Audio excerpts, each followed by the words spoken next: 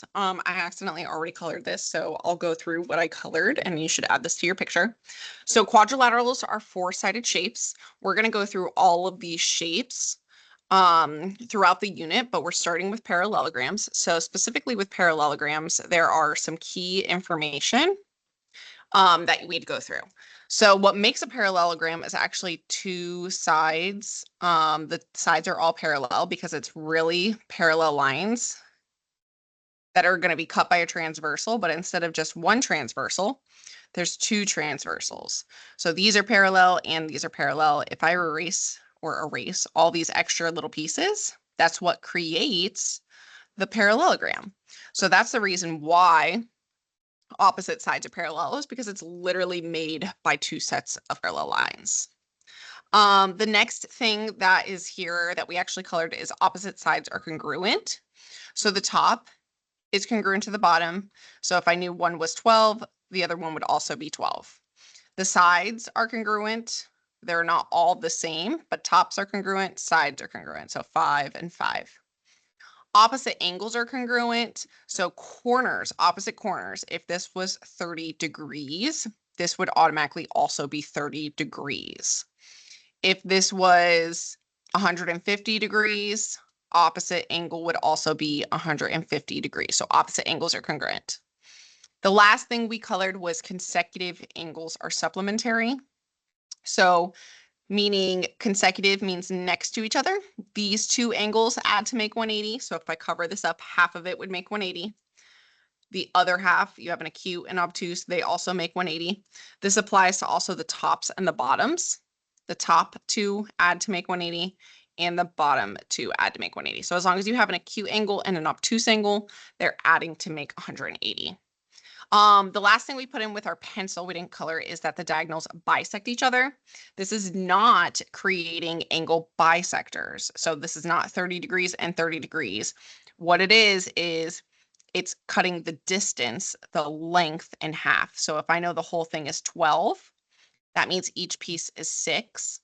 If I know the shorter diagonal is 8, that means each piece would be 4. So it is not an angle bisector.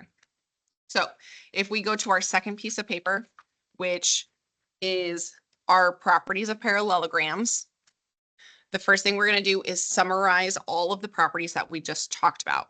We have opposite sides are parallel, so we have parallel lines or parallel sides. The second thing we talked about that we colored is that opposite sides are congruent. So opposite sides are congruent. With opposite sides being congruent, that also tells us opposite angles are congruent. So from the top corner to the bottom, top right corner to the bottom left corner, opposite angles are congruent.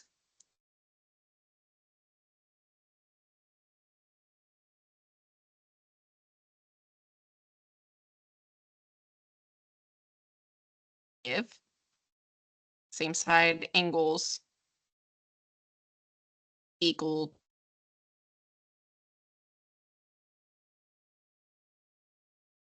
one is what people forget, which is that the diagonals affect each other. So it is the lengths, not the angles. So lengths only, not angles. So let's use these properties to start with number 1.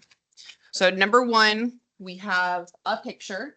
The first thing I'm going to do is just move my numbers around to where I have matching pieces. So my 15 is AB. 15 is going to match the bottom because they're both the same. The sides, I have 8. So 8 can go over here because the sides are congruent. So if I put 1 tick mark, 1 tick mark, 2 tick marks, 2 tick marks.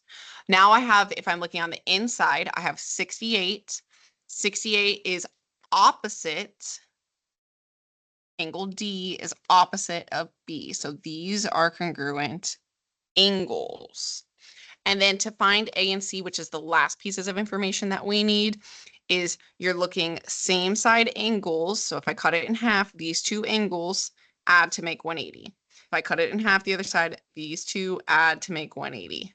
If I cut it in half this way, the top two angles have to, and the bottom two have to add to make 180. So if I take 180 and I minus 68, that's going to give me the last angle, which is 112 degrees. I'm going to put two arcs there. That angle is across or opposite from here. So 112 can go there. So now I can just fill in all my information. So I have AD is 8. D to C is 15. The measure of angle A is 112 degrees. The measure of angle B is 68 degrees. The measure of angle C is 112 degrees. Okay, let's go to number 3. So same thing. We have sides that are congruent. 27 is also going to go down here. If I know that this is 18 matches with the other side. If I look on the inside of my shape, I have a 7 right here.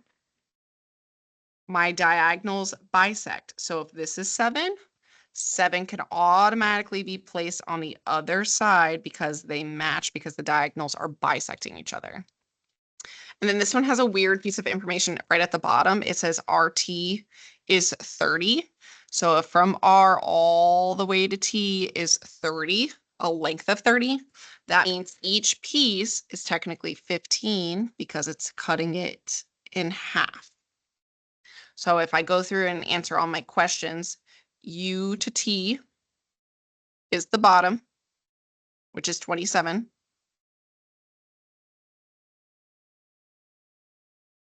Is the side, which is 18. VS is a piece of the diagonal on the inside, which is 7 because it matches the other diagonal. And then VT is 15 because the whole distance is 30. Now, our tricky ones are our angles, which is the next problem.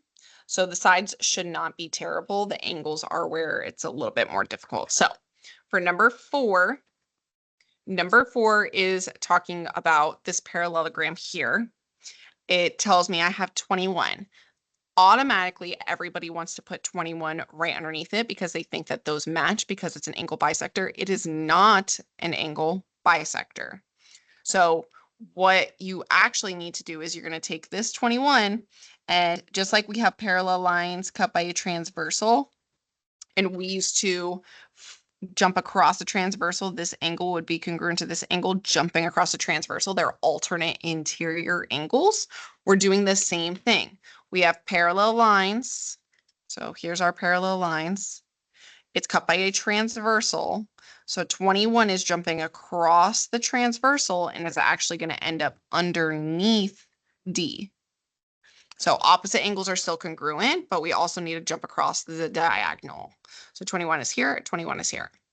The next thing I'm given is 71. Same thing. I'm going to jump across the diagonal, the transversal, and I'm going to put 71 on the other side of C. They give me this, the measure of angle FED. So that's talking about the whole angle, the whole outside. FED is 134 in total. So this whole thing is 134 degrees. But if I know that this side is 71, 71 plus something else needs to make 134. Just like in chapter 2, we would do piece plus piece equals whole. So 71 plus something needs to make 134. So if I subtract it from 71, the other side is 63. 63 can also jump across the transversal and end up right here. So we're going to see if we have enough to fill out our answers. So it says the measure of angle DEC. C is talking about this half of it. So DEC is talking about technically the middle letter, which is E. So DEC. So the answer is 63 degrees. The next one says I start at C, I go to D, and I end at E. So I'm talking about D, C, D, E is the whole thing. So I want to know this whole piece right here. It is not 21 and 21 because it's not an angle bisector. Those angles are not congruent. So what I'm going to do is, if I know that this is 134 in total, I'm going to add to make 180 because D and E combined need to make 180 because they are half of the image. So I have 180, I'm minusing 134. So if I take 180 and I minus 134, this whole angle is going to be 46 degrees. And then taking it a step further, so this is 46 degrees. Taking it a step further, if this whole thing is 46 and I know this is 21, the missing angle to make 46 would have to be 25. 25 and 21 make 46. The next thing I need is ECD. So if I start at E, I go to C, I end at D. I'm talking about this half of the triangle or parallelogram. ECD is talking about the middle letter, which is C. So I'm 71 is my answer. And then DFE. So D to F to E is talking about this side. DFE, specifically the middle letter is F. So I need to figure out this little corner right here. And just like I have on the other side, 21 jumped across the transversal, 25 is also going to jump across the transversal. So this is 25 degrees. So the angles are definitely harder than the sides. 5 and 6 are practice for the angles. Let's go to the back. On the back, we're going to set up 2 problems and then you guys can get started practicing. So for number 9 on the back, it says if TV is 74,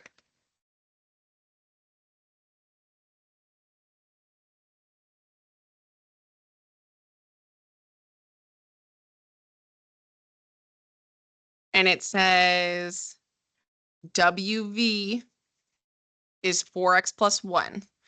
WV, this piece, is 4x plus 1. Now, because we're talking about the diagonal, we know diagonals technically split in half. They're bisecting each other. So if this side is 4x plus 1, 4x plus 1 can also go up here. You know the entire length is 74. So you could do this one of 2 ways. You can add this twice and equal it to 74 because it represents the whole length. Or you could multiply that by 2. So I'm going to do 2 times 4x plus 1 equals 74. Now we're going to distribute the 2 into the parentheses to get rid of them. So 2 times 4x is 8x. 2 times 1 is 2. I'm going to minus 2 to both sides.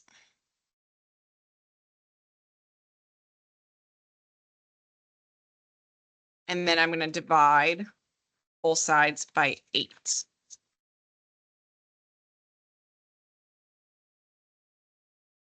So x equals 9. This one just says solve for x. You don't have to plug it back in. Let's do, we're going to set up number 14 as well. So number 14 says, if the measure of ABC is 115, so A, B, C. This whole thing is 115. I need to find A, D, B. So first let's start by finding X, and then we'll go back and figure out what this is. So I have 4x plus 6 here across. So across the parallelogram, I have 6x minus 11. These are not equal to each other because they're on the same side of the transversal. So I can actually move this. I can move 6x minus 11 up to this corner. I can also move 4x plus 6 down across the transversal to the other side. I know both of these are technically a total of 115. I don't have to add them all up. I'm just really using this piece right here. I'm going to do piece plus piece equals whole. The whole thing is 115 degrees. So I'm going to do 4x plus 6. I'm adding 6x minus 11, and it's equal to 115 degrees in total.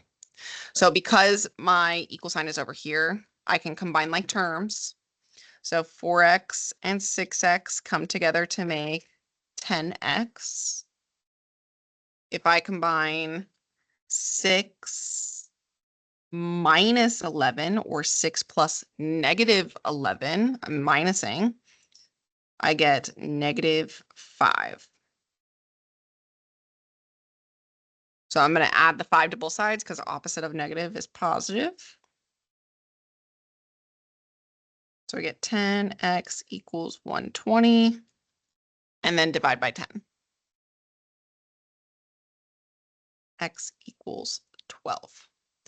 Now I have to plug it back in because this says find the measure of angle ADB.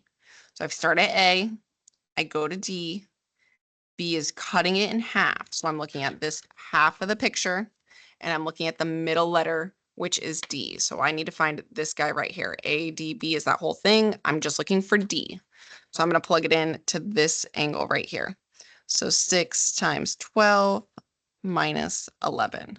6 times 12 minus 11 gives me 61 degrees. So the measure of ADB equals 61 degrees.